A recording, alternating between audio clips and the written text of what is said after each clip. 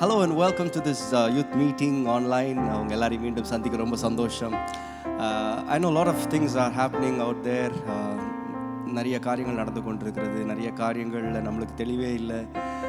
But one thing is for sure that நம்முடைய கரத்தை பிடித்தவர் நிச்சயமாய் நம்மை கரை சேர்ப்பார் என்பதில் எந்த சந்தேகமே இல்லை.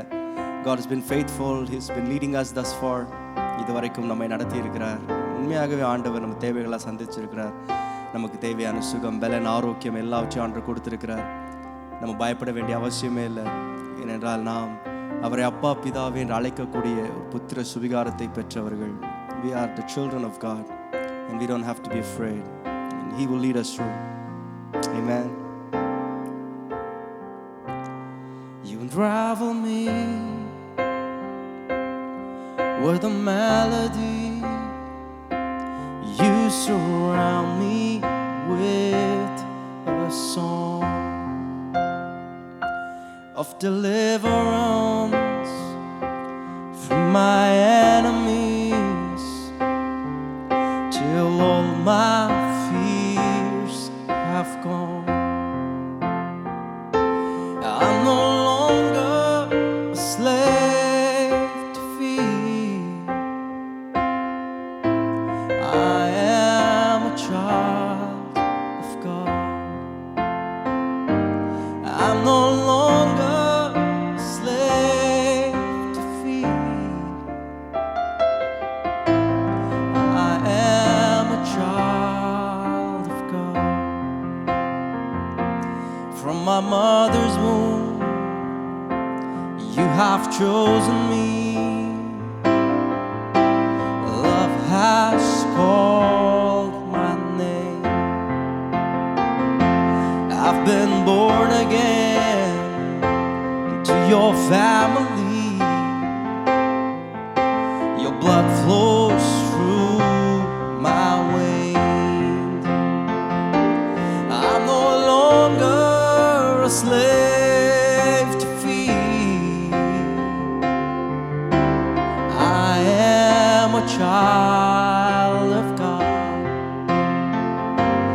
I'm no longer a slave to fear. I am a child of God. Come on, just declare it. I'm no longer a slave to fear. I am a child of God. I'm no longer a slave to fear. I am a child of God. I am surrounded by the arms of the Father. I'm surrounded by songs of deliverance. We've been liberated from our bondage. We're the sons and the daughters. Yes, let us sing our freedom. Oh, oh, oh, oh,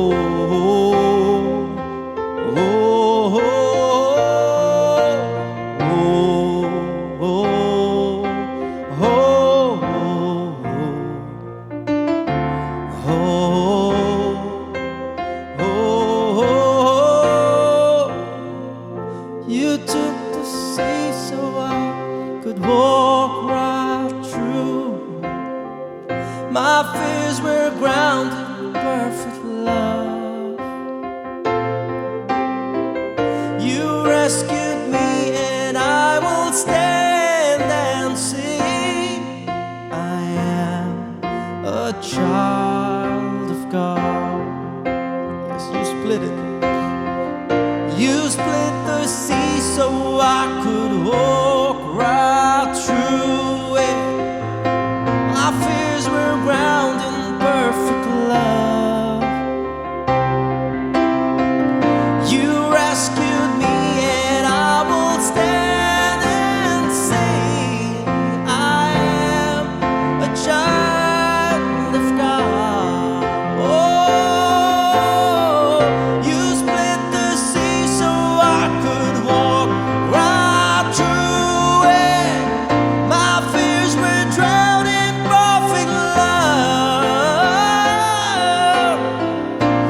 You rescued me, and I will stand and say, I am a child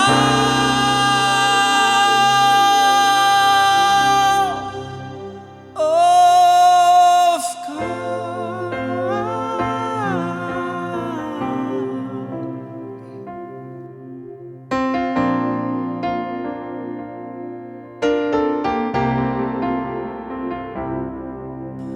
I'm no longer a slave to fear.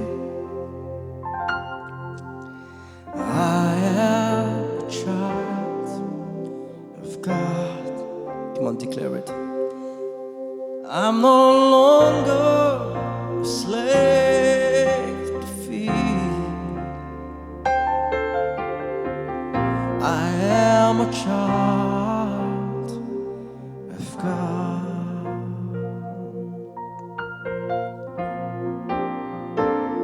Do you believe that today? You're a child of God. He bought you with a big price. His own precious blood. தம்முடைய சொந்த ரத்தத்தினால் உங்களையும் என்னையும் ஆண்டு வாங்கி இருக்கிறார். நாம் அவருடைய புத்திரர்கள், நாம் அவருடைய பிள்ளைகள். We are the sheep of his pasture.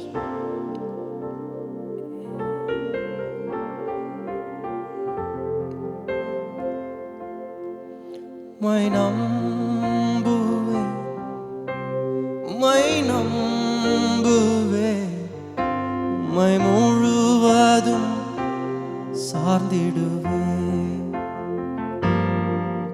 உம்மை நம்புவேன், உம்மை நம்புவேன், உம் வார்த்தையில் நிலைத்திடுவேன். என் விசுவாசத்தை ஆரம்பித்தவர் நீரே, விசுவாசத்தை முடிப்பவரும் நீரே. விசுவாசத்தை ஆரம்பித்தவர் நீரே, விசுவாசத்தை முடிப்பவரும் நீரே. நீர் சொன்னாலாகுமே,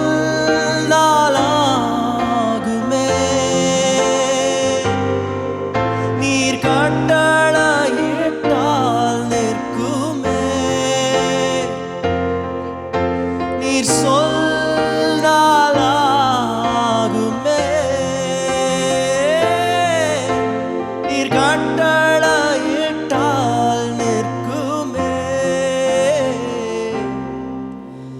உம்மை நம்புவேன், உம்மை நம்புவேன், உம்மை முழுவதும் சார்ந்திடுவேன்.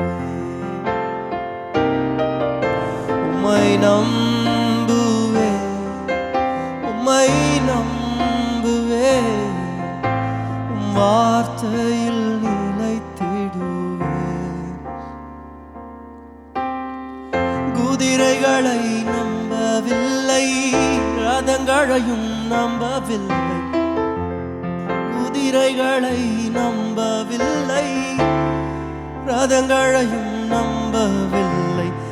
ஏழைகளின் பலன் நீரே,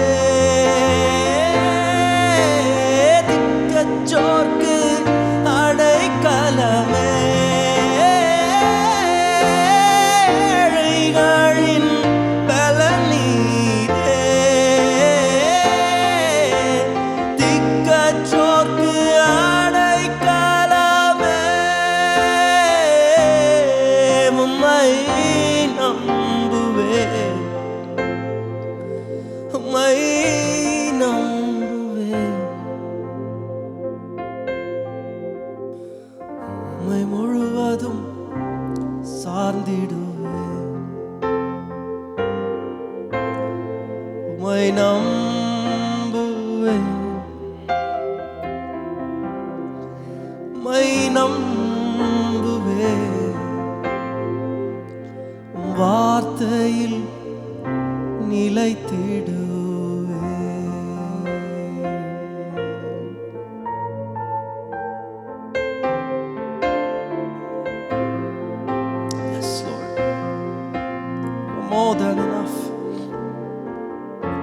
நாங்கள் நம்பி இருக்கிறோம் ஆண்டவரே.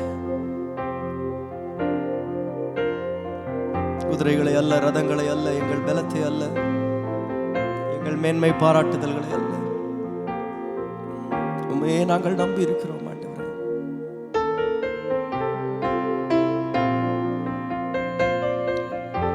என்ன வந்தாலும் நம்புவேன் என் மீட்பர் இயேசுவை. யார் கைவிட்டாலும் பின் செல்வேன் எனது இயேசுவை. அகல ஆழ உயரமா எவ்வளவு அன்பு கூர்ந்தார். என்ன துன்பங்கள் வந்தாலும் அவர் என்னை கைவிட மாட்டார். என்ன துன்பங்கள் வந்தாலும் அவர் என்னை கைவிட மாட்டார். காக்கும் வல்ல மீட்பர் உண்டனக்கு, உண்டனக்கு, உண்டனக்கு. காக்கும் வல்ல மீட்பர் உண்டன் காத்திடுவார்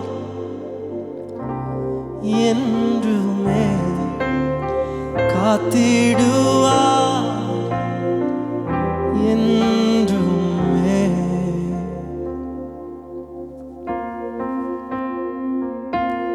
ஆமாண்டவரே, எங்களை காத்துக்கொள்ள நீர் உண்மை உள்ளவர். புயல் மத்தியிலே, சூறாவளிகள் மத்தியிலே, வெள்ளங்கள் மத்தியிலே நீர் எங்களை பாதுகாத்துக் கொள்ள நீர் உண்மை உள்ளவர். உம்முடைய மறைவின் கீழ் நாங்கள் வந்திருக்கிறோம். நீரே எங்களை பாதுகாத்துக் கொள்ளும். மீதியுள்ள நேரத்தை உடைய கருத்தில் ஒப்பொடுக்கிறோம். நீரை எடுத்து பயன்படுத்தும். ஆசீர்வதியும் இயேசுவின் நாமத்தில் பிதாவே, ஆமென்.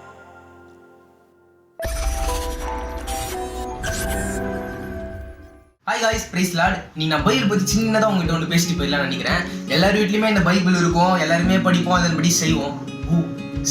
அதன்படி செய்வோமான்லாம் தெரியாதுங்க. சரி கேளுங்க, பைபிளை வந்து 2 விதமாக பிரிக்கிறாங்க. அதில் ஃபர்ஸ்ட் கேட்டகரி பைபிளை படிக்கிறது, ஆண்டவரை துதிக்கிறது, அதில் வந்து மற்றவங்களை மதிக்கிறது, பாவத்தை மறக்கிறது, பரிசுத்தமாக இருக்கிறது, சர்ச்சிலேயே டைமை கழிக்கிறது இப்படின்னு ஒருத்தவங்க. இன்னொருத்தவங்க இவங்க செகண்ட் கேட்டகரி, பைபிளை படிக்கிறது, பிரச்சனை வந்தா அடிக்கிறது, கோவம் வந்தா மறிக்கிறது, அடுத்தவனை கலாய்ச்சி சிரிக்கிறது, உண்மையை மறிக்கிறது, ஆண்டவரே மறக்கிறது. ஆனா சர்ச்சுக்கு வந்தா மட்டும் பக்தி மாநாட்டம் நடிக்கிறது. எப்படிங்க இப்படிலாம் அந்த ஆண்டவருக்கு பிடிக்கும்? அவர் மனசு ரொம்ப துடிக்கும். நம்ம ஒன்றும் வேர்ல்டி பீப்புள் கிடையாதுங்க, நம்ம எப்பயுமே காட்லி பீப்புள். வேர்ல்டி காட்லி ரைமிங்கா இருக்குன்னு ஒரே மாதிரி நினைச்சிடாதீங்க, அதுதான் ரொம்ப தப்பு. அது ஏகப்பட்ட டிஃபரன்ஸ் இருக்குங்க. வேர்ல்டினா ஜாலியா இருப்பாங்க, ஆனா காட்லினா ஹோலியா இருப்பாங்க. ஸோ எப்பயுமே காட்க்கு நம்ம ஹோலியா மட்டும் தான் இருக்கணும், ஹோலியா மட்டும் இருந்துடாதீங்க. ஸோ ஃபர்ஸ்ட் கேட்டகரியா மட்டும் இருங்க, செகண்ட் கேட்டகரியா மட்டும் இருந்துடாதீங்க. நமக்கு இந்த காரு, இந்த பங்களா, அந்தஸ்து, புகழ், பேரு இதெல்லாம் தானே காடு கிஃப்டா தந்திருப்பாருன்னு நினைச்சிருப்போம். அதுதாங்க ரொம்ப தப்பு. த பெஸ்ட் கிஃப்ட் இந்த வேர்ல்ட் இஸ் இந்த ஹோலி பைபிள் தாங்க நமக்கு எப்பவுமே. ஸோ இதுல இருந்து என்ன சொல்ல வரேன்னா, பைபிளை படிக்க மட்டும் கூடாதுங்க, அதன்படி செய்யணும். இதுதான் நமக்கான பயணம். இது வந்து நான் மட்டும் சொல்லுங்க, நம்ம யாக்கோபு இருக்காருங்க, அவரு கூட சொல்லியிருக்காரு. யாக்கோபு 1:22 செம்மையா போட்டிருக்கு, திருவசனத்தை கேட்கிறவர்களை மாத்திரமல்ல அதன்படி செய்கிறவர்களையும் இருங்க. ஸோ பைபிளை படிங்க, வாழ்க்கையில ஜெயிங்க.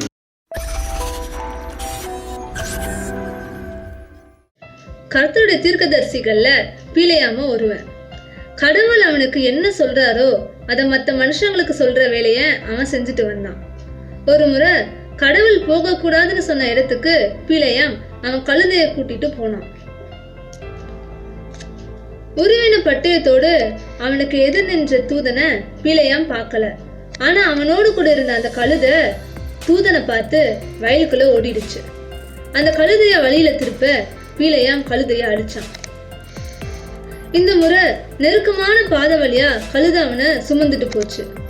எதிரில் நின்ற தூதனை பார்த்ததும் அவன் கால்களை சுவரோடு நெருக்கிடுச்சு. இந்த முறையும் அவன் கழுதைய அடிச்சான்.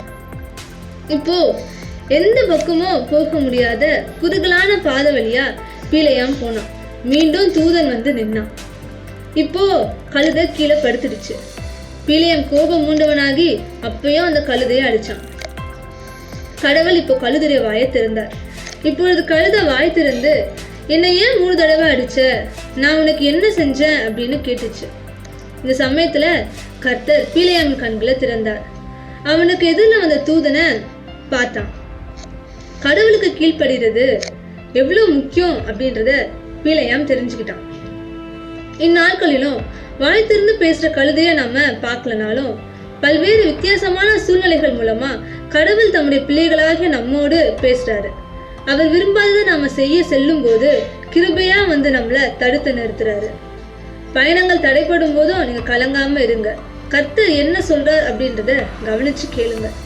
உங்களோட திட்டங்கள் முடக்கப்படும் போதோ கர்த்தர் என்ன சொல்ல முயல்கிறார் அப்படின்றத கவனிச்சு கேளுங்க.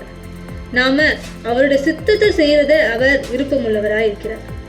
நீங்கள் போற திட்டங்களுக்கு எதிராக பல முறை தடை வந்துச்சுன்னா தேவனுடைய பாதத்துல சென்று உங்க வழிகளை சீர்படுத்திக்கோங்க. Proverbs 3:6 கூட, in all your ways acknowledge him and he will make your path straight. உன் வழிகளில் எல்லாம் அவரை நினைத்துக்கொள், அப்பொழுது அவர் உன் பாதைகளை செவ்வாய்ப்படுத்துவார் அப்படின்னு சொல்லியிருக்கு. கடவுளுடைய விருப்பத்தை செய்ய மனதுள்ளவர்களுக்கு கடவுளுடைய சத்தம் தெளிவா கேட்கும். என்ன கேட்கிறதா?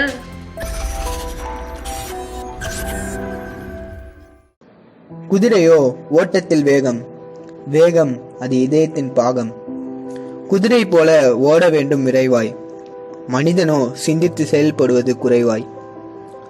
சிந்திப்பதில் இல்லை ஏற்ற தாழ்வு, சிந்தித்து வாழ்ந்தால் கிடைக்கும் தேவனின் புது வாழ்வு. பரிசுத்தமாய் வாழ்ந்தால் புனிதம், இதை கூறுகிறது தேவனின் வேதம். அதுவே அவர் பாதம் நமக்கு போதும். சோகம் நம் இதயத்தின் பாகம், காகம் போல் பறந்துவிடும் சோகம். நம்மை விட்டு பறந்து போகாதது தேவ அன்பு, பசுமையானது தேவ அன்பு. நான் தேவனுடைய பிள்ளை, இனி எனக்கு பயம் இல்லை. அவர் அன்பில வெளிப்படு, அவருக்காய் செய்திடு, அவருக்காய் வாழ்ந்திடு, உன் வாழ்க்கையை குடித்திடு. நன்றி. இப்பொழுதும் ஹேவிங் எ சவுண்ட் மைண்ட், தெளிந்த புத்தியுள்ளவர்களாய் இருப்பதின் அவசியத்தை குறித்து பாஸ்டர் கேப்ரியல் தாமஸ்ராஜ் அவர்கள் அளிக்கும் தேவ செய்தியை கேட்போம். ஒரு முறை ஒரு சர்தார்ஜி இந்தியாவிலிருந்து ஒவ்வொரு வாரமும் பாகிஸ்தானுக்கு மூட்டை மூட்டையாக மணலை ஒரு பைக்கில் ஏற்றி கொண்டு போய் கடத்தி கொண்டிருந்தார். இதை அந்த எல்லை ஓரத்தில் இருந்த ஒரு இராணுவ அதிகாரி ரொம்ப நாள் கவனித்து கொண்டே இருந்தார். அவருக்கு சந்தேகம் வந்து விட்டது. இவன் என்ன இங்கிருந்து கொண்டு போகிறான் என்று சொல்லி ஒரு நாள் அவனை மறித்து, என்ன எடுத்து கொண்டு போற அப்படின்னு கேட்டார். ஒன்றும் இல்லை சார், வெறும் மணல் தான் எடுத்துகிட்டு போகிறேன் அப்படின்னு. அவர் நம்பலை. கோணியை திறந்து காட்டு அப்படின்னோடனே அவன் மூட்டையை திறந்து காட்டினான்.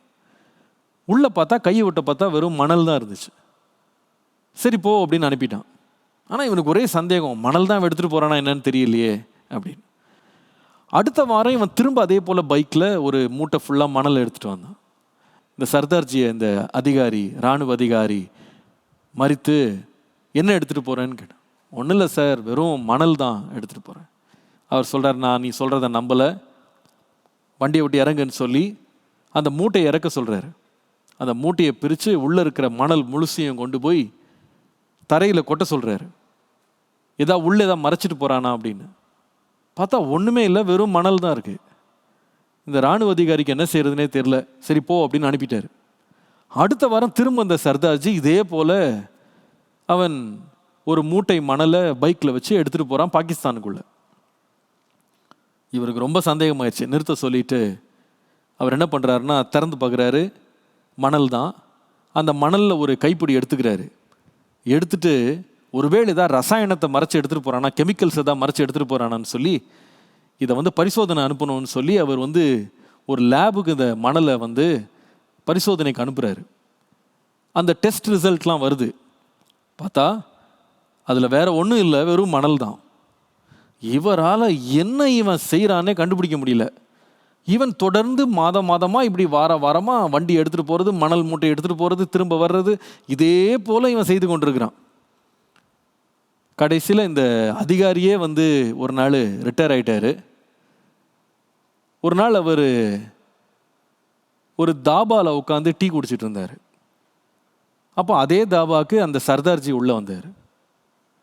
இந்த சர்தார்ஜியை பார்த்த உடனே இந்த இராணுவ அதிகாரி கேட்டாராம், எப்பா இங்கே பாரு, உன்னை நான் காட்டி கொடுக்க மாட்டேன், ஏன்னா நான் இப்போ இராணுவத்துலையும் இல்லை, நான் ரிட்டையர் ஆகிட்டேன்.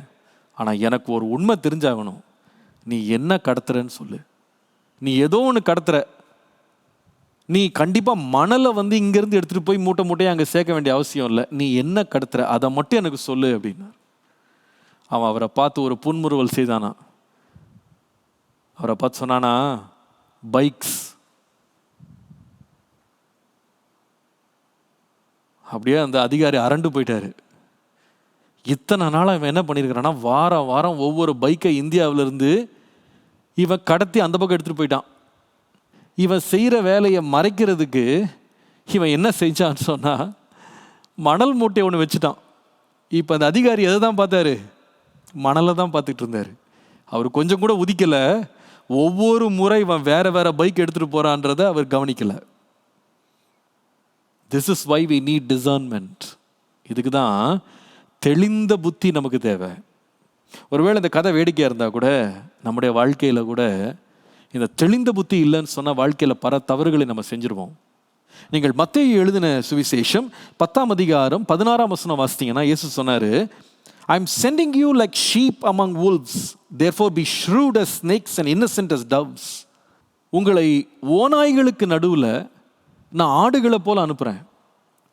நீங்கள் எப்படி இருக்கணும்னா புறாக்களை போல் இன்னசென்ட்டாக இருக்கணும், கபடற்றவங்களாக இருக்கணும். ஆனால் சர்ப்பங்களை போல் ரொம்ப தெளிவாக இருக்கணும், நீங்கள் ரொம்ப வினா உள்ளவர்களாக இருக்கணும், ரொம்ப ஸ்மார்ட்டாக இருக்கணும். வாலிப பிள்ளைங்க கூட வஞ்சிக்கப்படாமல் இருக்கிறதுக்கு நம்ம ரொம்ப தெளிந்த புத்தி தேவை. நம்ம எல்லாருக்கும் புத்தி இருக்குது, we all have a mind that works, but that's not enough. நமக்கு என்ன தேவைன்னா தெளிந்த புத்தி தேவை. அதனால தான் அப்போஸ்தலனாகிய பவுல் வந்து அவர் ஜெபிக்கும் போது சொன்னார், கர்த்தர் உங்களுக்கு எல்லாருக்கும் பிரகாசமான மனக்கண்களை தர வேண்டும் சொல்லி நான் வேண்டிக்கிறேன், நான் ஜெபம் பண்ணுறேன். Enlightened eyes, that God will give you enlightened eyes. பிரகாசம் உள்ள மனக்கண்களை கர்த்தர் உங்களுக்கு தரணும் அப்படின்னு நான் வேண்டிக் கொள்கிறேன். Lord, give me a sound mind. நான் ஏமாந்து போகாதபடி, வஞ்சிக்கப்படாதபடி எனக்கு ஒரு தெளிந்த புத்தியை தாரும். Why do we need to have a sound mind? இப்படிப்பட்ட ஒரு தெளிந்த மனம் நமக்கு எதுக்கு தேவை? 3 காரணங்களை சொல்கிறேன், வேகமாக எழுதிக்கிடுங்க. Number 1, the first reason why we need a sound mind is because we have conflicting choices presented before us. ஒவ்வொரு முறையும் நமக்கு முன்பாக தெரிந்தெடுக்க வேண்டிய சில எதிர்மறையான காரியங்கள் நமக்கு முன்பாக இருக்கும். அதில் எது சரி எது தவறுன்னு சொல்லி நம்மளால் என்ன பண்ண முடியாதுன்னா கண்டுபிடிக்கவே முடியாது. we cannot find out what is right and what is wrong. அந்த மெசேஜ் வந்து கிளியராக இருக்காது, அந்த சாய்ஸஸ் வந்து ரொம்ப கன்ஃபியூசிங்காக இருக்கும். the signals will be very confusing. உதாரணமாக மத்தேயு 4ஆம் அதிகாரம் 3 முதல் 4 வசனங்களை பார்த்தீங்கன்னா, இயேசு சோதிக்கப்படும்படி எடுத்து செல்லப்படும் போது முதல் சோதனை என்னன்னு கேட்டிங்கன்னா, பிசாசானவன் இயேசுவை பார்த்து சொல்லுகிறான், நீர் தேவகுமாரனானால் நீர் என்ன பண்ணணும்னா இந்த கல்லுகள் எல்லாம் அப்பங்கள் ஆகும்படி செய்யும். turn these stones into bread. நீங்கள் எதை கேட்டாலும் ஆண்டவர் உங்களுக்கு கொடுப்பார்ல. நீங்கள் பசியாக இருக்கிறீங்க, why don't you claim a miracle? Why don't you claim a wonder for your life? இது பார்க்கும்போது பெரிய தப்பு பண்ணுற மாதிரியே தெரியல. ஆனால் இயேசு அதை செய்யலை. பார்த்தீங்களா, அவன் எவ்வளோதான் அவரை தூண்டினா கூட அவன் செய்யவே இல்லை. He said, man shall not live by bread alone, but by every word that proceeds from the mouth of God. மனுஷன் அப்பத்தினால் மாத்திரமல்ல, தேவனுடைய வாயிலிருந்து புறப்படும் ஒவ்வொரு வார்த்தையினாலும் பிழைப்பான் அப்படின்னு சொல்லி இயேசு பதில் சொல்கிறாரு. அப்போ இயேசுக்கு ஒன்று புரிஞ்சுது, ஜெனுவினான ஒரு காரியத்தை கேட்க சொல்கிறது போல அவன் பாவம் செய்ய சொல்லலை, கல்லை வந்து அப்பமா மாற்றி சாப்பிடுங்கன்னு தான் சொன்னான். இட் டசன்ட் லுக் ராங், அதில் எதுவும் தப்பும் தெரியலையே. ஆனால் இயேசு அதை செய்யாமல் என்ன பண்ணாருன்னா கரெக்டாக பதில் கொடுத்தாரு. அவன் சோதனைக்கு அவர் என்ன பண்ணலன்னா விழுந்துடல. அதனால தான் சார்ல்ஸ் ஸ்பர்ஜன் அப்படின்னு சொல்கிற ஒரு பெரிய ஊழியக்காரர் வந்து அவர் சொல்லும்போது சொல்கிறாரு, he says discernment is not knowing the difference between right and wrong. It is knowing the difference between right and almost right. தெளிந்த மனம் அப்படின்றது எதுக்கு தேவைன்னு சொன்னால், எது தப்பு எது சரின்னு சொல்லி வித்தியாசப்படுத்துறது கூட இல்லையா. எதுக்கு தேவைன்னா எது சரி எது கிட்டத்தட்ட சரி, what is right and what is almost right. இதுக்கு நடுவில் வந்து there's a very thin line that is running. நிறைய வேளையில் there are many solutions to the same problem. நமக்கு தெளிந்த புத்தி இல்லைன்னு சொன்னால் நம்ம கரெக்டான டெசிஷன்ஸை நம்ம எடுக்க மாட்டோம். That is why we need a sound mind. You cannot judge a book by its கவர்னு சொல்லுவாங்க. ஒரு புத்தகத்தை வெளியில் இருக்கிற அட்டையை வச்சு அதை நம்ம கணக்கு போட முடியாது. வெளுத்ததெல்லாம் பாலுன்னு நம்ப முடியாது. அதுக்காக தான் நமக்கு என்ன தேவைன்னா ஒரு தெளிந்த மனம் தேவை. கண்களால் பார்த்து நீங்கள் உடனே ஒரு முடிவு எடுத்துட முடியாது. Because there are conflicting choices before us, whether it is right or wrong, whether should I go forward, should I, take a back step. நான் என்ன செய்யணும், இதில் என்ன சாய்ஸஸ் எடுக்கணும்? இந்த கான்ஃப்ளிக்டிங் சாய்ஸஸ் நடுவில் நமக்கு தேவை வந்து ஒரு தெளிந்த மனம் இருக்குமானால் நம்ம இயேசுவை போல சரியான தீர்மானங்கள் நம்ம எடுப்போம். Number 2, why we need to have a sound mind. இந்த தெளிந்த மனம் நமக்கு ஏன் தேவை அப்படின்னு கேட்டிங்கன்னா, நீங்கள் மார்க் 13:22 வாசித்தீங்கன்னா, நம்முடைய ரட்சகராக இயேசு கிறிஸ்து சொன்னார், கடைசி நாட்களில் வந்து கள்ள தீர்க்கதரிசிகள், கள்ள கிறிஸ்துக்கள் வந்து எழும்பி அநேகரை வஞ்சித்து போடுவாங்க, நிறைய பேரை டிசீவ் பண்ணிடுவாங்க அப்படின்னாரு. அப்போ எப்படி இவங்க வஞ்சிக்கிறாங்க அப்படின்னு சொன்னால், அவங்க அடையாளங்கள் அற்புதங்களை காட்டுவாங்க. அப்போ ஜனங்களை எதில் மயங்கிடுவாங்கன்னா, அடையாளத்துலேயும் அற்புதத்துலேயும் அவங்க மயங்கிட்டு இவங்க பொய்யான கிறிஸ்துக்கள், பொய்யான தீர்க்கதரிசிகள் அப்படின்றத பார்க்காம அந்த தெளிந்த புத்தி இல்லாததுனால அவங்க ஏமாற்றப்படுவாங்க, வஞ்சிக்கப்படுவாங்க. இவர்களை பற்றி இயேசு பின்னால் சொல்லும் பொழுது சொல்லுவார், இவங்க எப்படிப்பட்டவங்கன்னு சொன்னால் ஆட்டுத்தோல் போர்த்தின ஓநாய்கள் அப்படின்னு சொல்லுவார்.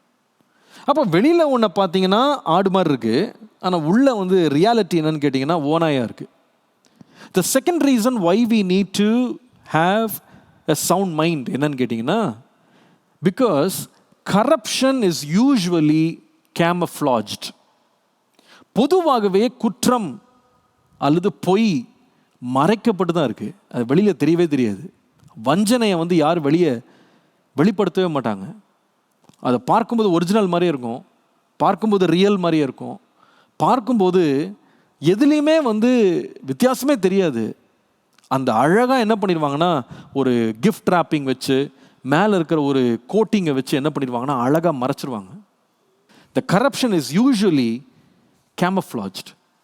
உனக்கு என்னப்பா வேணும் ஆண்டவர் கேட்டார் சாலமோனை பார்த்து, உனக்கு என்ன வேணும், நீ எந்த கேட்டாலும் நான் தரேன் அப்படின்னாரு.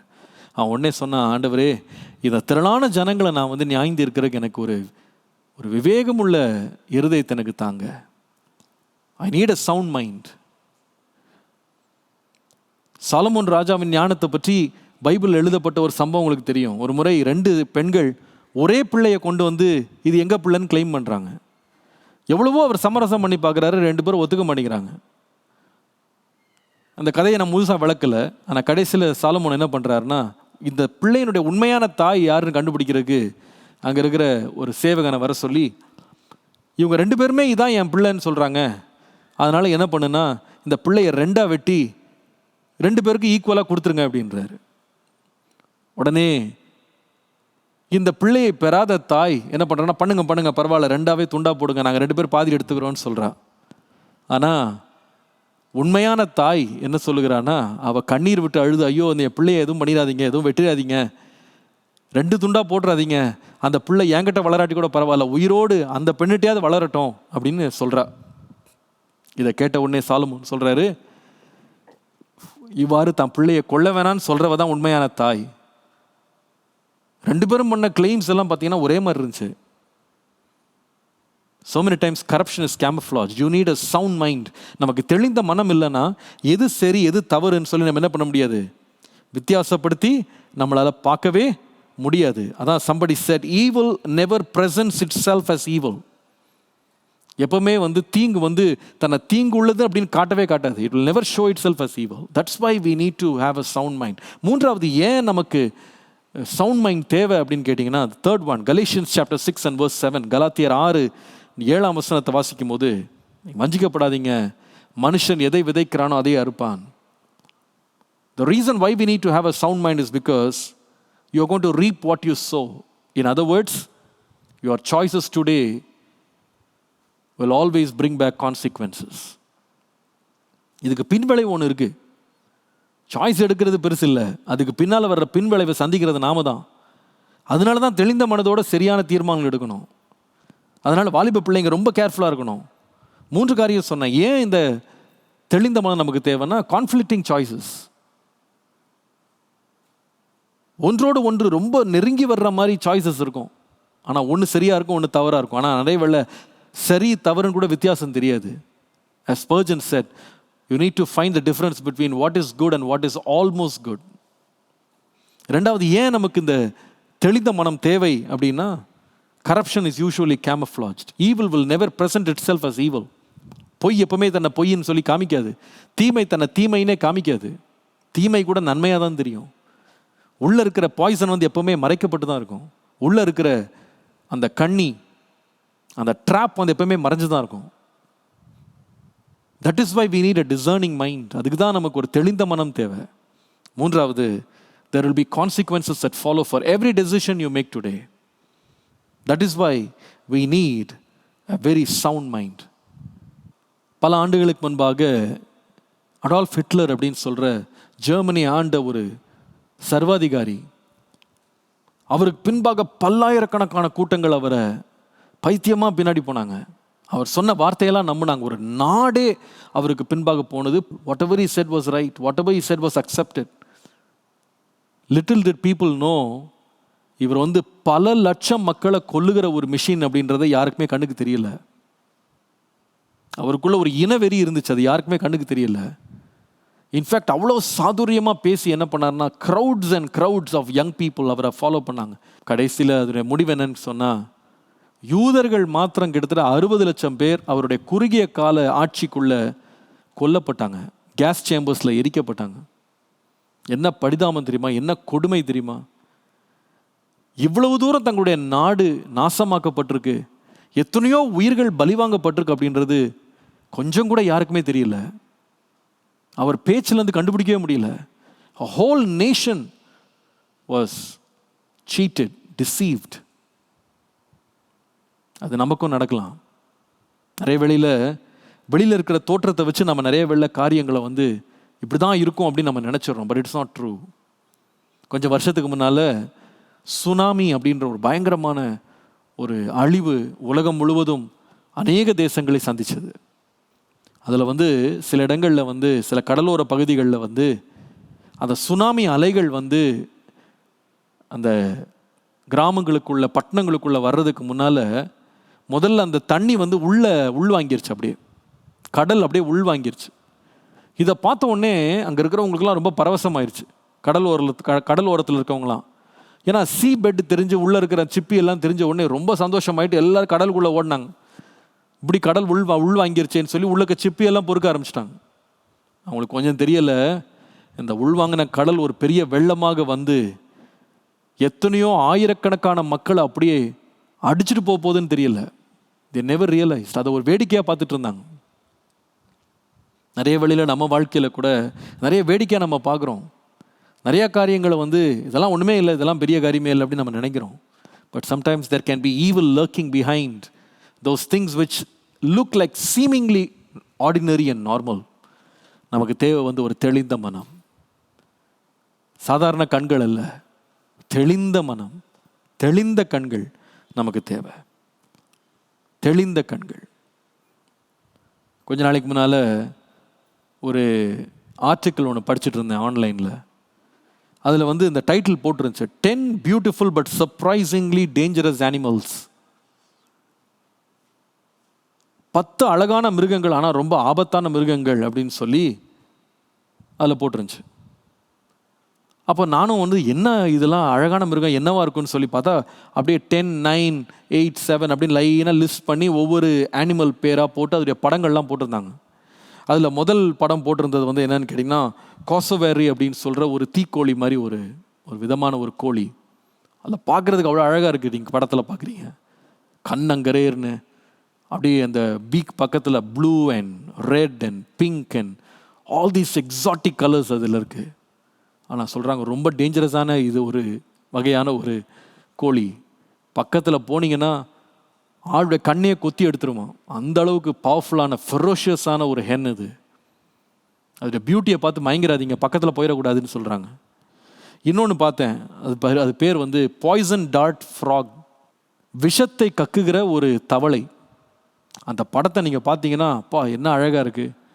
இந்த black and that very strange blue, கண்ணை கவருகிற ஒரு நீல நிறம், ஆனால் அதனுடைய நாக்கிலிருந்து வருகிற விஷம் இருக்குது பார்த்தீங்களா, பல பேரை ஒரே நேரத்தில் கொன்று போடுமா. அவ்வளோ பயங்கரமான விஷம் நிறைந்த ஒரு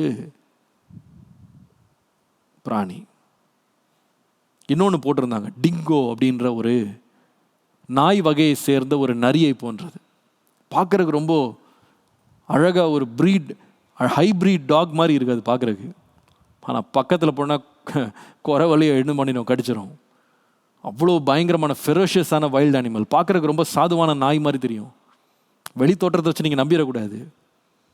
கடைசியாக இந்த லிஸ்ட்டில் வந்து எது ரொம்ப அழகாக இருக்குது ஆனால் ரொம்ப ஏமாற்றக்கூடியது, வஞ்சிக்கக்கூடிய மிருகம் என்ன அப்படின்னு பார்த்துக்கிட்டே வந்தேன்.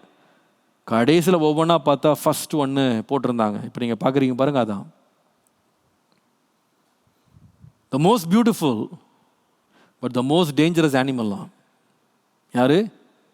மனுஷன். Looks can be very deceiving. தோற்றம் நம்மை வஞ்சிக்கிறதா இருக்கும்.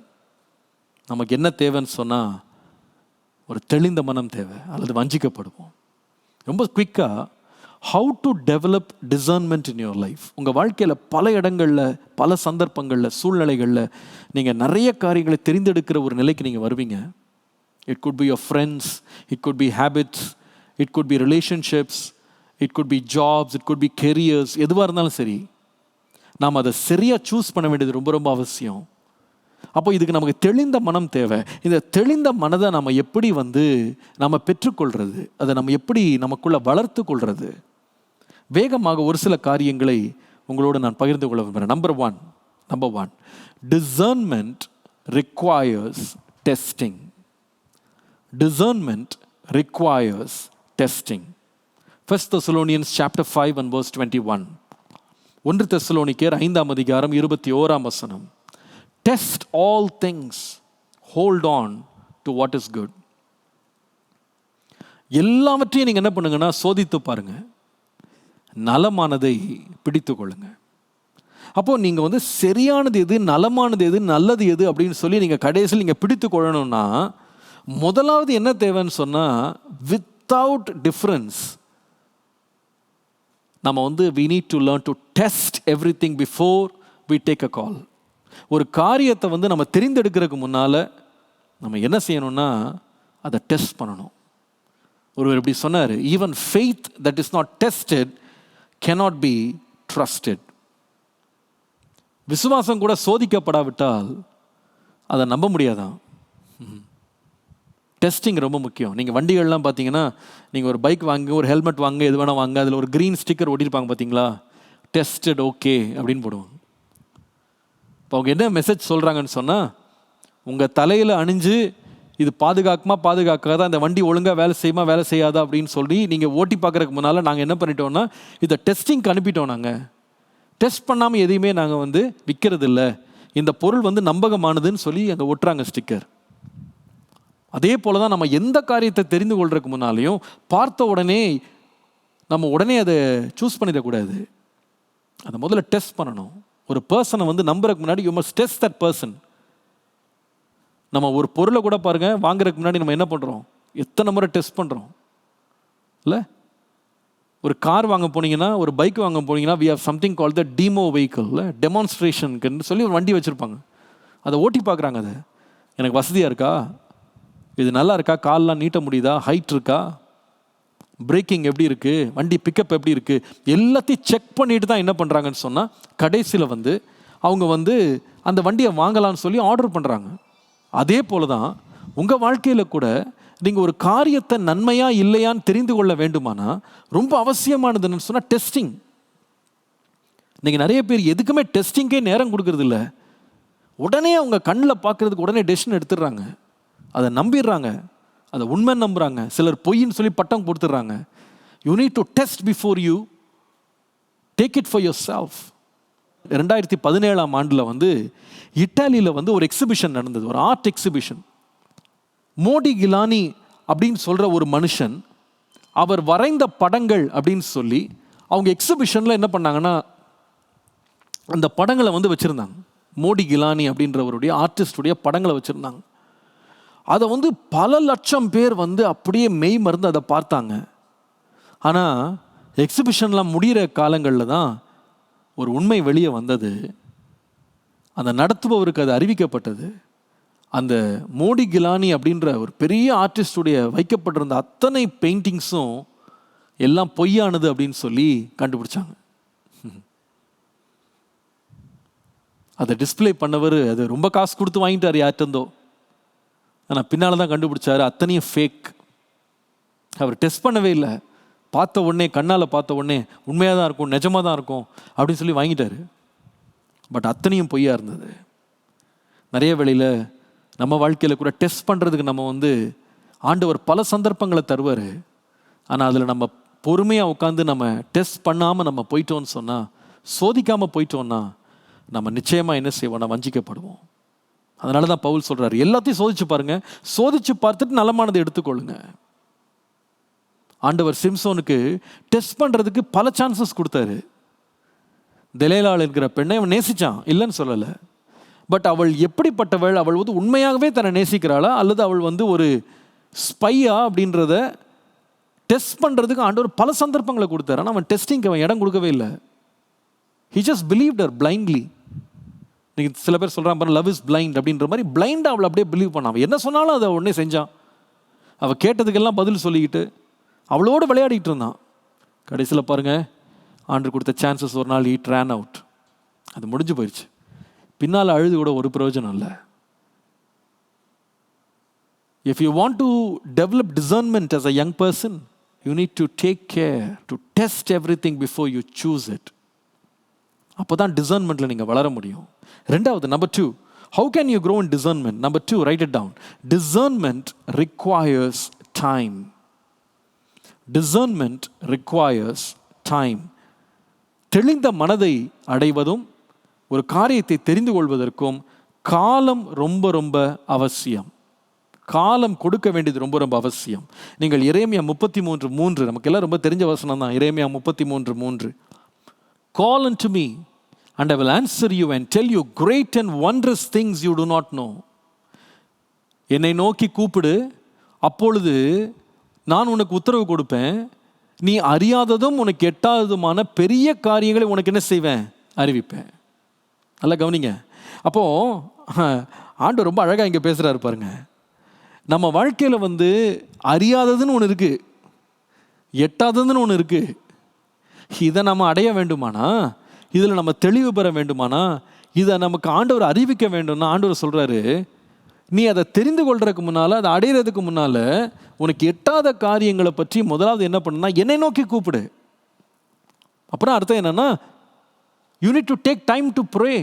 நீ ஜெபிக்கிறதுக்கு நேரம் எடுக்கணும். ஒரு கேள்வி நான் உங்களை கேட்குறேன், நீங்கள் அந்த மேஜர் டெசிஷன் எடுக்கிறதுக்கு முன்னாடி எப்பயாவது உட்காந்து ப்ரேயர் பண்ணியிருக்கீங்களா? Have you taken time to pray? நீங்கள் நிறைய பேர் ஒரு ராங் டெசிஷன் எடுத்து முடிச்சுட்டு ஹவர்ஸ் கணக்காக ஆண்டவர் அதில் எந்த ஆபத்தும் வந்துடக்கூடாதுன்னு பின்னால் ஜெபம் பண்ணுவாங்க. தே pray later. But the Bible chase you have to pray before. முன்னாலே நம்ம ஜெபம் பண்ணணும் அப்படின்னு தான் வேதம் சொல்லுது. சோதனைக்கு உட்படாதபடி விழித்திருந்து என்ன பண்ணுங்க, ஜெபம் பண்ணுங்க. ப்ரேயர் எப்போ வரணும்னா முன்னால் வரணும். இன்றைக்கி நிறைய பேர் ஒரு காரியத்தை டிசைட் பண்ணுறதுக்கு முன்னால் இது சரியா தப்பா, இதுக்கு நான் எனக்கு ஒரு தெளிவு வேணும் அப்படின்னு அவங்க தெளிவை பெறதுக்கு அவங்க ஜெபிக்கிறதுக்கு நேரம் கொடுக்கறதே கிடையாது. முதல்ல அவங்க சூஸ் பண்ணிடுறாங்க, முதல்ல பிளஞ்ச் பண்ணிடுறாங்க, முதல்ல அவங்க பிளட்ஜ் பண்ணிடுறாங்க, முதல்ல ப்ராமிஸ் பண்ணிடுறாங்க. எல்லாத்தையும் முதல்ல செஞ்சு முடிச்சிடுறாங்க. செஞ்சு முடிச்சுட்டு அப்புறமா என்ன பண்ணுறாங்கன்னா, Lord I pray that you will make me succeed. ஆண்டவர் எனக்கு வெற்றி தாரும், வெற்றி தாரும், வெற்றி தாரும், நான் சிறப்பாக இருக்கணும், நான் மேன்மையாக இருக்கணும். அதுக்கப்புறமா ப்ரேயர் பண்ணுறாங்க. No, first take time to pray. Discernment requires time. Nike அப்படின்னு ஒரு ஷூ கம்பெனி ஒன்று இருக்குது, ரொம்ப ஃபேமஸ் கம்பெனி. அதனுடைய டேக்லைன் என்னன்னு கேட்டிங்கன்னா, ஜஸ்ட் டூ இட். நிறைய பேர் லைஃபே அப்படி தான் இருக்காங்க. Just do it. பார்த்துட்டல, விரும்பிட்டல, நினச்சிட்டல, உடனே செஞ்சிரு. எதை பற்றியும் யோசிக்காத, உடனே செஞ்சிரு. Don't take any time. ஆனால் பைபிள் நமக்கு அப்படி சொல்லலை. உனக்கு அறியாததும் உனக்கு கெட்டாததுமான பெரிய காரியங்களை ஆண்டவர் உனக்கு அறிவிக்கணுமா?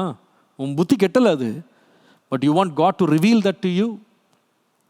அதில் ஆண்டவர் உங்களோட டைரக்ஷன் உனக்கு வேணுமாப்பா? நான் சொல்லுவேன், ஆண்டவரை நோக்கி கூப்பிடு. Take time to pray.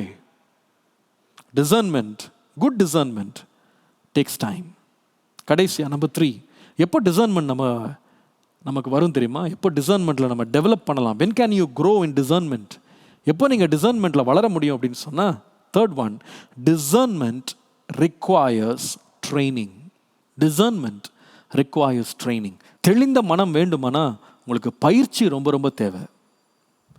பயிற்சி பெறாதவங்க யாருமே தெளிந்த மனதோட சரியான முடிவுகளை அவங்களால எடுக்கவே முடியாது. இப்போ நம்ம எல்லா இடங்கள்லையும் பார்த்தீங்கன்னா பிளட் டெஸ்டிங்னு சொல்லுவாங்கள்ல, பிளட் டெஸ்ட் பண்ணுவாங்க, லேப்ஸ் இருக்கும். இந்த லேப்ஸில் எல்லா பிளட்டும் சிவப்பாக தான் இருக்குது. ஆனால் அந்த பிளட்டை டெஸ்டிங் கொண்டு போகணுன்னு சொன்னால், அதில் சரியான ரிசல்ட்ஸ் கொண்டு வரணும்னா, ஒவ்வொருத்தருக்குரிய ட்ரூ ரிசல்ட்ஸை வெளியே கொண்டு வரணும். அதுக்கு எவ்வளவோ நாள் ட்ரைனிங் அவங்களுக்கு தேவை. அந்த ட்ரைனிங் இல்லாதவங்க எல்லாத்துக்கும் ஒரே மாதிரி ரிசல்ட் எழுதிட்டு போயிடுவாங்க. யூ நீட் அ ஷார்ப் ஐ. அது ரொம்ப ரொம்ப அவசியம். சில பேர் பார்த்துருக்கீங்களா? அந்த ஷார்ப் ஐ இருக்கும். அந்த ஷார்ப் ஐ இருக்கும்போது ஒரு காரியத்தை பார்த்த உடனே ஒரிஜினலாக டூப்ளிகேட்டாக பட்டுன்னு சொல்லிடுவாங்க. பார்த்துருக்கீங்களா? எப்படிங்க இவ்வளோ வேகமாக சொன்னீங்க? எப்படி பார்த்த உடனே சொல்லிட்டீங்க? தொட்டு கூட பார்க்கல நீங்கள். இது ஒரிஜினலாக டூப்ளிகேட்டான்னு எப்படி சொன்னீங்க அப்படின்னு கேட்டிங்கன்னா, அவங்க சொல்லுவாங்க, எத்தனையோ வருஷமாக இதானே பார்த்துக்கிட்டு இருக்கேன் நான். They been trained. அதை படிச்சிருக்காங்க, அதை பயிற்சி பெற்றிருக்கிறாங்க. அந்த பயிற்சி இல்லாமல் அவ்வளோ வேகமாக அதை கண்டுபிடிக்க முடியாது. ஸ்பிரிச்சுவலாக கூட நான் சொல்வேன், டிசர்ன்மெண்ட் நீட்ஸ் ட்ரைனிங். ஒரு வாலிப பிள்ளையா, உனக்கு டிசர்ன்மெண்ட் வேணுமாப்பா, உனக்கு என்ன தேவைன்னா ட்ரைனிங் தேவை. அந்த ட்ரைனிங் எங்கேருந்து கிடைக்குது? எபிரேயர் 4:12 பாருங்க. What does it say? For the word of God is living and effective and sharper than any two-edged sword, penetrating as far as to divide the soul, spirit, joints and marrow. It is a judge of the ideas and thoughts of the heart. தேவனுடைய வார்த்தையானது ஜீவனும் வல்லமையும் உள்ளதாயும் இருபுறம் கருக்குள்ள எந்த பட்டயத்திலும் கருக்கானதாயும் ஆத்துமாவையும் ஆவியையும் கணுக்களையும் ஊனையும் பிரிக்கத்தக்கதாக உருவ குத்துகிறதாயும் இருதயத்தின் நினைவுகளையும் யோசனைகளையும் வகையறுக்கிறதாயும் இருக்கிறது. இது வகையறுக்கணுமா? You want to see the difference between all this things that come from the soul, things that come from the spirit. எது ஆவியிலிருந்து வருது, எது மாம்சத்திலிருந்து வருது, எது தேவனிடத்திலிருந்து வருது, எது உலகத்திலிருந்து வருது, இது நீ வித்தியாசப்படுத்தி பார்க்கணுமாப்பா? அது எது உனக்கு உதவி செய்யுதுன்னு சொன்னால், கர்த்தருடைய வார்த்தை தான் என்ன பண்ணுதுன்னா அழகாக பிளந்து காட்டுது, அதை பிரித்து காட்டுது. அப்போ ஒரு வாலிப பிள்ளை நீ டிசர்ன்மெண்ட்டில் வளர வேண்டுமானா, உன்னுடைய ஞானத்தில் நீ தேவ ஞானம் பெற்றவனா, ஒரு தெளிந்த புத்தி உள்ளவனா நீ வளரணுமாப்பா? Do you want to be a person of discernment? You need training. எதில் அப்படின்னு கேட்டால், training in the word of God. தேவனுடைய வார்த்தையில் நீ பழக்கப்பட்டவனா நீ இருக்கணும், பயிற்சி பெற்றவனா இருக்கணும். இன்னைக்கு அநேக பிள்ளைகளுடைய வாழ்க்கையில் எல்லாம் இருக்குது, வேத வசனம் மட்டும் இல்லை.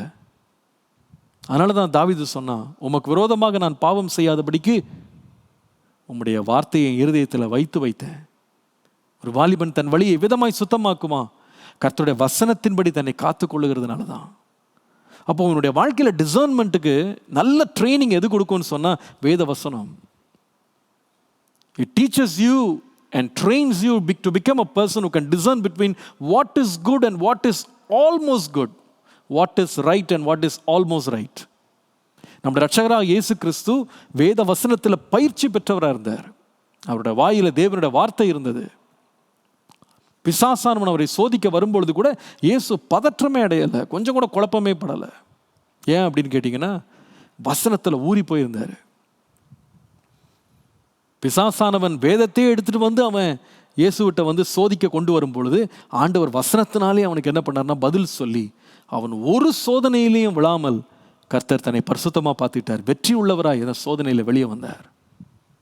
உன்னுடைய வாழ்க்கையில் வேத வசனத்துக்கு எவ்வளோப்பா இடம் இருக்குது?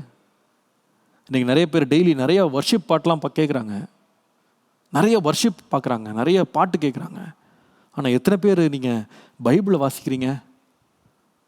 ஒரு நாளைக்கு எத்தனை சாப்டர்ஸ் வாசிக்கிறீங்க? எவ்வளோ நேரம் கர்த்தருடைய வேதத்தை நீங்கள் தியானம் பண்ணுறீங்க? என்னுடைய மகத்துவங்களை நான் எழுதி கொடுத்தேன், அது அந்நிய காரியமாக அவங்க நினச்சிட்டாங்கன்னு சொல்லி ஆண்டவர் வேதனையோடு சொல்லுகிற வார்த்தை இன்றைக்கு நம்முடைய இருதயத்தை தொடட்டும். ஆண்டவரே உம்முடைய வேத வசனத்தை நான் அந்நிய காரியமாக நினைக்கக்கூடாது, அதில் நான் பழக்கப்படணும், நான் தேரணும் ஆண்டவரே.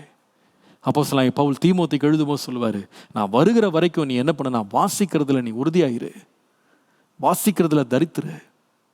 இந்த தீமோத்தேயு யாருன்னா சிறு வயது முதல் வேத வாக்கியங்களை போதிக்கப்பட்டவனாக இருந்தார். நீ நிறைய பேரோட லைஃப்பில் வேர்டு இல்லைம்மா, then God everything else. இன்னைக்கு யூத்துக்கு வந்து ஆக்டிவிட்டீஸ் நிறையா இருக்குது, என்டர்டெயின்மெண்ட் நிறையா இருக்குது, அதுதான் அவங்களுக்கு பிடிச்சிருக்கு. they don't have a discerning mind. பிசாசானவன் கொண்டு வருகிற தந்திரமான டிசப்ஷன்ஸை வந்து புரிஞ்சுக்கிட்டு அவங்க வாழ்க்கையை வெற்றி உள்ளவர்களாய் வாழ்வதற்கு அவங்களுக்கு என்ன இல்லைன்னா ட்ரைனிங் இல்லை. என்னுடைய சத்தத்தை கேட்டுக்கொண்டிருக்கிற உனக்கு நான் சொல்லுவேன், தேவன் உனக்கு ஒரு மனதை தர விரும்புகிறாரு. தேவன் நமக்கு பயமுள்ள ஆவியே இல்லை, அன்பும் பலமும் தெளிந்த புத்தியும் உள்ள ஆவியை தந்திருக்கிறார்.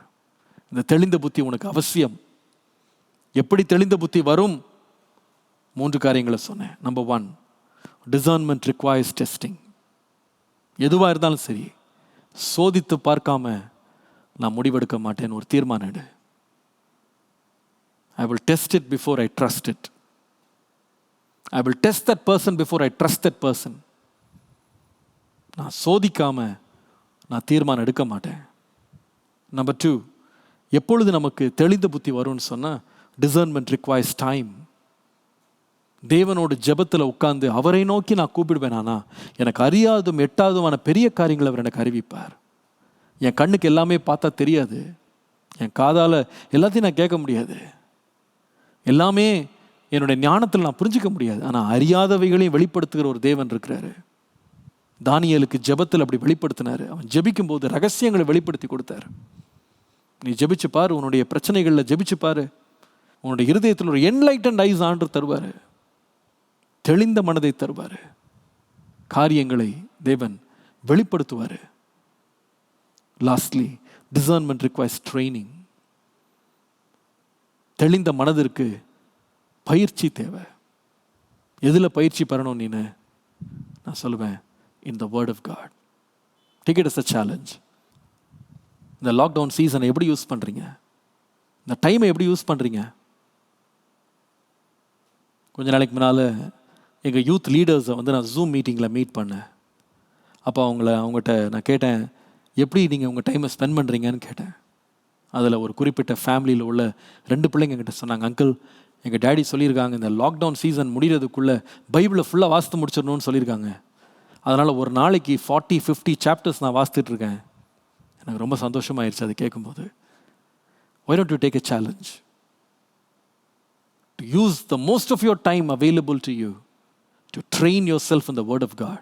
கர்த்தருடைய வார்த்தையிலே பழக்கப்படுவதற்கு நீ ஏன் இதை பயன்படுத்தக்கூடாது? ஆண்டவர் உனக்கு தெளிந்த மனதை தர விரும்புகிறாரு. தெளிந்த மனதை நீங்கள் வைத்தில்லைன்னு சொன்னால் நீங்கள் வஞ்சிக்கப்படுவீங்க. வஞ்சிக்கப்படாதபடி ஜெயம் கொள்ள கர்த்தர் உதவி செய்வாராக. கண்களை மூடலாமா? ஒரு ஜெபம் பண்ணுவோம். அன்பின் ஆண்டவரே, உம்மை ஸ்தோத்திரிக்கிறோம். இவ்வளவு நேரம் எங்களோடு நீர் பேசினதற்காக நன்றி சுவாமி. அநேக வேளையில் நாங்கள் கண்ணால் கண்டு காதால் கேட்டு எங்கள் ஞானத்தையும் எங்கள் அனுபவத்தையும் எங்கள் மாம்ச பலத்தையும் புத்தியையும் நம்பி அநேக தீர்மானங்களை நாங்கள் எடுத்து பின்பு நாங்கள் வருந்துகிறோம். எங்களுக்கு தேவை தெளிந்த மனம். பிசாசானவன் யாரை விழுங்கலாம் என்று சொல்லி வஞ்சிக்கிறவனாக, பொய்யனாக, திருடவும் கொல்லவும் அழிக்கவும் அவன் எங்களை சுற்றி திரிகிறான் சுவாமி.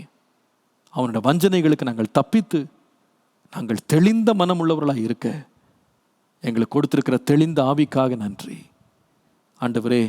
இந்த தெளிந்த ஆவி உள்ளவர்களாய் நாங்கள் சகலவற்றையும் சோதித்து பார்க்க நேரம் எடுத்து நாங்கள் தீர்மானம் எடுப்பதற்கு முன்பாக ஜெபிக்கிறவர்களாக இருக்க எல்லாவற்றுக்கும் மேலாக எங்களுடைய வாழ்க்கையில் வேத வசனத்தினால் உண்டாகிற பழக்கத்தை எங்கள் வாழ்க்கையிலே நாங்கள் வைத்துக்கொள்ள எங்களுக்கு உதவி செய்யும். இந்த வசனத்தை கேட்டுக்கொண்டிருக்கிற ஒவ்வொரு பிள்ளையும் சந்தியும். இன்றைக்கு ஆசீர்வதித்து பெரிய காரியங்களை செய்து நம்முடைய நாமத்தை மகிமைப்படுத்தும். தொடர்ந்து கிரியை செய்யும். இயேசுவின் நாமத்தில் பிதாவே, ஆமென். God bless you all. God be with you. Have a wonderful day. And may the Lord continue to guide you into His word and keep you safe. Thank you so much. Praise the Lord. இந்த நிகழ்ச்சி உங்களுக்கு ஆசீர்வாதமாய் அமைந்தது என்று நாங்கள் விசுவாசிக்கிறோம். மேலும் எங்கள் ஆராதனைகள் மற்றும் நிகழ்ச்சிகளை நீங்கள் காண விரும்பினால் ஏசிய ஆவடி என்ற யூடியூப் சேனலை சப்ஸ்கிரைப் செய்யும்படி கேட்டுக்கொள்கிறோம். மற்றும் இந்நிகழ்ச்சியின் மூலம் நீங்கள் பெற்றுக்கொண்ட ஆசீர்வாதங்களை எங்களோடு பகிர்ந்து கொள்ளுங்கள். உங்களுடைய தெளிவான முகவரி மற்றும் தொலைபேசி எண்ணோடு சேர்த்து நீங்கள் எழுதி அனுப்ப வேண்டிய இமெயில் அட்ரஸ் acaavadi@gmail.com மற்றும் உங்கள் ஜெப விண்ணப்பங்களை எங்களோடு பகிர்ந்து கொள்ள நீங்கள் அழைக்க வேண்டிய தொலைபேசி எண் 938-023-7774 மற்றும் 938-221-7774. கர்த்தர் தாமே உங்களை ஆசீர்வதிப்பாராக.